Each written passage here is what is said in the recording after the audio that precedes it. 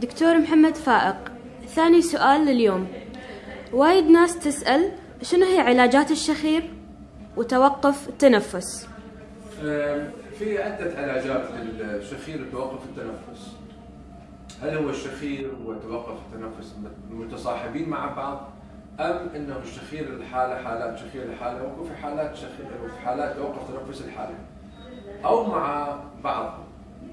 فبالنسبة للشخير البسيط أو درجة 1 أو درجة 2، علاجه هذا يكون علاج مستحدث بدون جراحة بالعيادة وبدون جرح، وتستغرق 10 دقائق دقيقتين للعلاج و10 دقائق للتخدير الموضعي.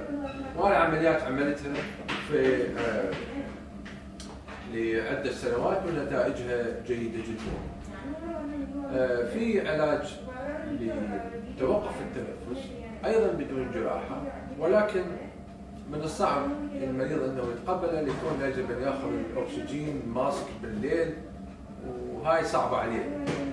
لكن في علاجات جراحيه مثل العمليه اللي احنا نعملها الان بالنسبه الى توقف التنفس، واللي تشمل حول فتح المجال التنفسيه العليا للانف للفم للبلعوم، وحتى بالنسبه للسان انه تقديمه للامام حتى ينفتح المجال التنفسي. وفي بعض الحالات يتطلب ايضا علاج بالنسبه الى الحنجرة، قد تكون هناك تضيق في على الحنجرة أو حركة الحبال الصوتية غير صحيحة، أيضا تؤدي توقف التنفس.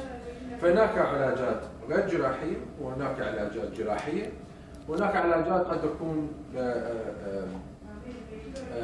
مرتبطة مع بعضها البعض، يعني جراحية وغير جراحية، فتعتمد على حسب حالة المريض. والتشخيص المبكر والتشخيص المضبوط لهذه الحالات هو انه يكون الاساس في علاج المريض.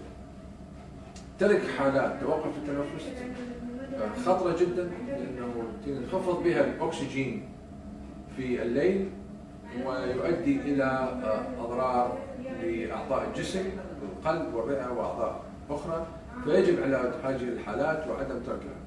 اما بالنسبه للشخير فهو الصوت يسبب ازعاجات، لكنه ما به خطوره انه يوقف التنفس او يخفض الاكسجين الا اذا كان متصاحب مع توقف التنفس او بالنسبه الى انخفاض الاكسجين بالليل. فانصح المرضى انه استشاره طبيب انف واذن وحنجره، والتشخيص المبكر والعلاج المبكر هو الاساس في علاج هذه الحالات. مع تحيات دكتور محمد فائق، استشاري انف واذن وحنجره وتجميل الانف.